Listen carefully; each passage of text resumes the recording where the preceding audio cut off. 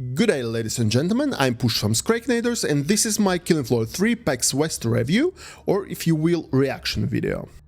Let's begin with positive news. The new map Prison looks fantastic. There is an outdoor jungle area, an abandoned facility and a spooky basement where nasty things happened. The atmosphere is great, as the visuals. Kudos to Swift Brutal Death and the level design team. The only concern is whenever the map runs smoothly when populated with Zeds, as the current game performance definitely needs an improvement. Tripper mentioned that we'll need to rescue DJ Scully from the prison. Since there are cryogenic cameras on the level, I assume he's the original DJ Scully who has been frozen, unlike Mr. Foster, who is a clone in KF3. Tripper hired the same voice actor who voiced DJ Scully in KF2. So DJ Scully will be the same character voiced by the same actor. I hope Tripper will implement a proper objective mode for Season 2's story missions, rather than the pathetic Season 1 where the only task was to find glowing yellow items on maps during regular survival waves. KF3 Prison with proper gameplay missions, at the end of which you rescue DJ Scully, unlocking the playable characters as a reward, could make me change my negative review verdict to a thumbs up.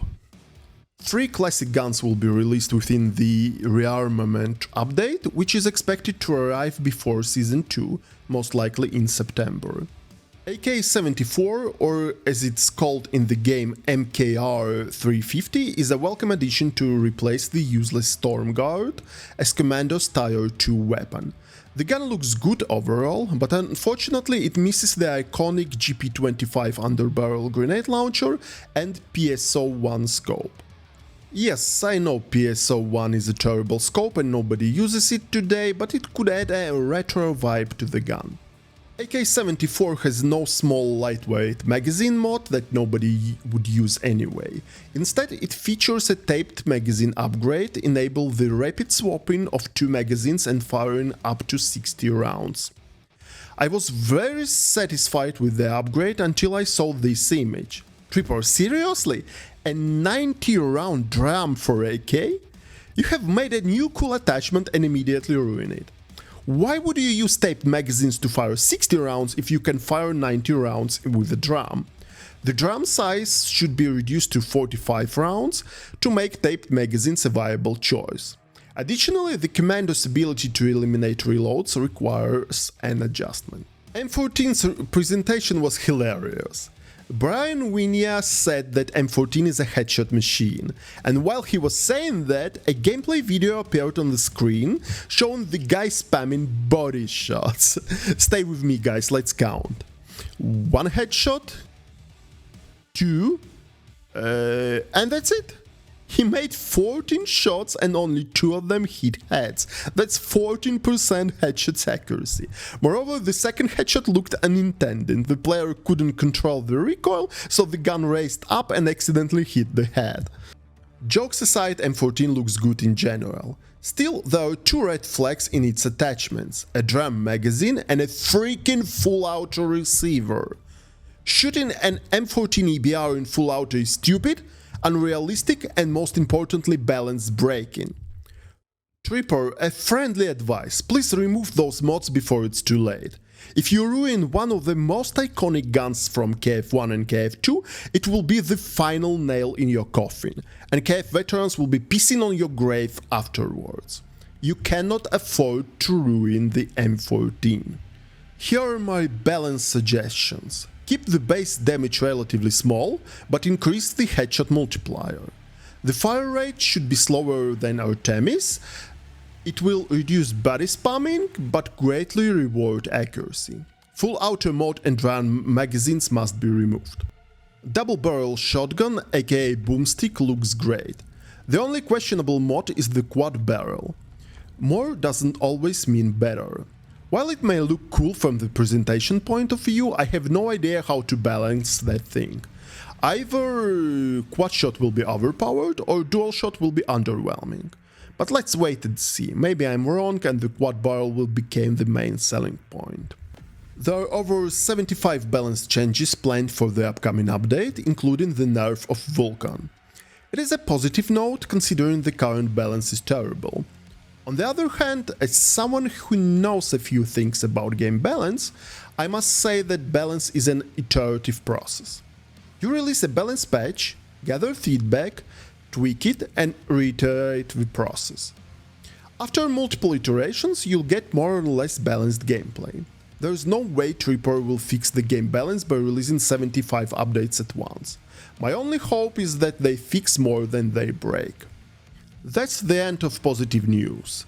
Yes, those were quite positive before. Let's move on to the absurdity. Tripper spent a significant part of the presentation on Specialist's perk decoupling, as it would be the most desired feature. I provided the full feedback on the subject in the Absurdity of KF3 video, so I won't repeat it. In short, they wasted development resources on remaking gadgets instead of making the Gunslinger perk.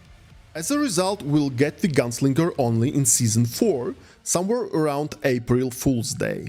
Please answer in the comments what would you prefer, getting DJ Scully tied to Gunslinger on Season 2, or getting DJ Scully that can play any existing perk but no Gunslinger until Season 4.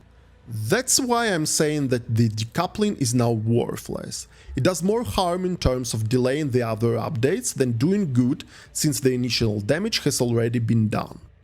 The disappointment of the day is that text chat and suicidal difficulty are not coming in the next update, and I'm unsure if they are even planned for 2025. Tripper's response on the subject was vague, using the schedule and priorities as an excuse. Speaking about priorities, Season 2 Battle Pass will feature the comic viewer. Guys, how could we play the game without comics? That's why everybody is so upset, right? Right? There's no text chat because the UI designers were busy placing comics into the game. Finally, Tripper clarified why Season 2 on the roadmap mentions a new Z. It's the Stalker, by the way, no surprises here. But Season 3 states a new enemy.